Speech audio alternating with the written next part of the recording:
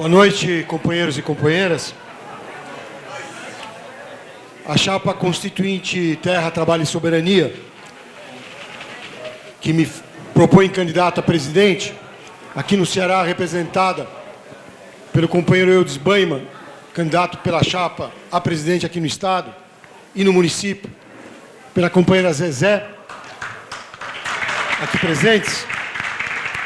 A chapa quer esta noite começar saudando a grande greve nacional dos bancários, que paralisaram mais de 7.000 agências, contra os banqueiros que acumulam bilhões e não querem dar um centavo de aumento real para os bancários. Em segundo lugar, nós queremos propor aos companheiros do Ceará uma reflexão, que eu estendo aos internautas e, naturalmente, aos companheiros da mesa, que na sua grande parte estivemos a última vez aqui no Ceará em março. Lembram vocês daquele ato de comemoração dos 10 anos de governo, onde foi pintado um panorama róseo de qual era a situação do país, assim mais ou menos como o Paulo Teixeira pintou hoje,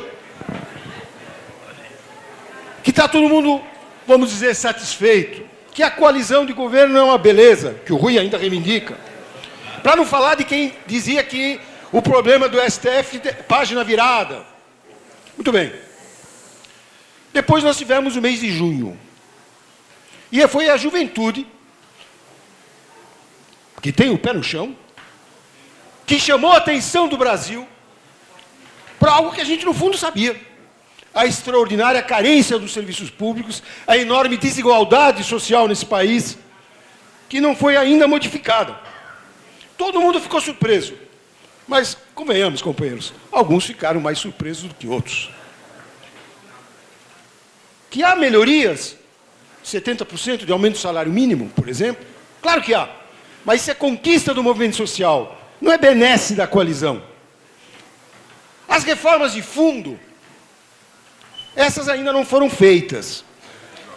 E não haverá avanço no transporte, não haverá avanço na saúde, não haverá avanço na educação, com a prioridade ao superávit fiscal primário, que canaliza os recursos do orçamento.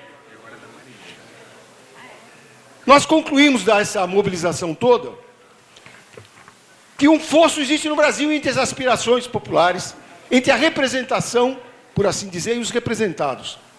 E a maneira democrática de resolver esse problema é convocando uma Assembleia Constituinte, não atribuindo porcos e parcos poderes constituintes ao Congresso desse Senado e dessa Câmara, como foi feito em 86 e 88, que o povo dizia que eles eram constituintes de manhã, deputados à tarde e ladrões à noite.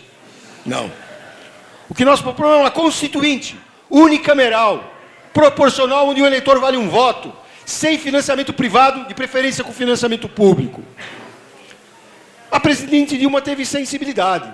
E, como já foi dito, foi à TV propor um plebiscito para uma constituinte para fazer reforma política. Mas, no mesmo horário, o aliado do Rui Falcão, o PMDB, conspirava no Jaburu, sabotando a presidente, reunia a cúpula do PMDB com a OAB e o STF, no dia seguinte foi para cima, denunciando a presidente. Então, companheiros, com esse Congresso não dá e com o PMDB nós não vamos sair do lugar. Esse que é o problema. A reforma política, que existe vários projetos no Congresso, está sendo cozinhada em fogo brando por um deputado do PT, que é mais PMDB que PT, nomeado pelo PMDB. E, não obstante, uma pesquisa do Datafolha, 5 dias depois que a presidente recuou, a Datafolha dizia que 73% dos brasileiros são pela Assembleia Constituinte. Um mês depois, o governador Tarso Genro, utilizando um gabinete digital, fez uma pesquisa no Rio Grande do Sul e deu 80% pela Assembleia Constituinte. Outras pesquisas que tem aí, de diferentes órgãos, fazem muita pergunta, mas essa pergunta não fazem mais. Essa é a pergunta que não pode ser feita.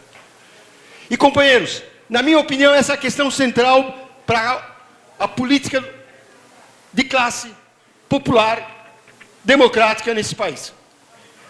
É preciso dar a palavra ao povo e encontrar um meio, e o meio é a Constituinte, de fazer com que essa vontade de modificar as coisas encontre um canal. No sábado passado, uma plenária de movimentos sociais, onde estava a CUT, o MST, a UNE e outras organizações e movimentos, CONEM, etc., decidiu fazer um plebiscito popular do tipo daquele da ALCA. Um plebiscito popular no próximo 7 de setembro do ano que vem, numa grande campanha que começa no próximo 15 de novembro, com a seguinte questão colocada: você é a favor de uma constituinte exclusiva e soberana para fazer a reforma política? Eu acredito que isso deva ser discutido pelos companheiros todos aqui. Se estamos pela reforma política, pelo menos quase todos estão, é preciso dar os meios reais para que o povo possa impor uma reforma política às instituições caducas desse país. Ao Congresso desse deputado de 42 anos que não quer mudar nada, o Alves, ao STF, cúmplice do regime militar que está de pé aí até hoje, e ao conjunto das instituições herdadas do regime militar. Nesse sentido, quero dizer que a campanha de 2014 não vai ser mais uma campanha eleitoral. Há uma outra situação, não apenas no Brasil, como no mundo. Na América Latina voltaram os golpes de Estado. É que o imperialismo, para sobreviver, não pode comportar, não é a soberania nacional, é um laivo de soberania nacional. Não apenas a presidente é espionada, como os leilões, como esse de Libra que está sendo preparado, é espionado para que não haja um verdadeiro leilão, haja uma manipulação em favor da potência dominante. A presidente teve, Rui Falcão lembrou, tem razão, a dignidade de não ir aos Estados Unidos nessa situação. Ela deve ter a coragem política de suspender o leilão de Libra. É o que pedem os trabalhadores petroleiros, é o que pede a CUT, e é um calendário de mobilização que eu acho que o PT deveria apoiar, porque reforça a soberania, reforça o nosso combate e reforça a possibilidade de ter um governo sem PMDB.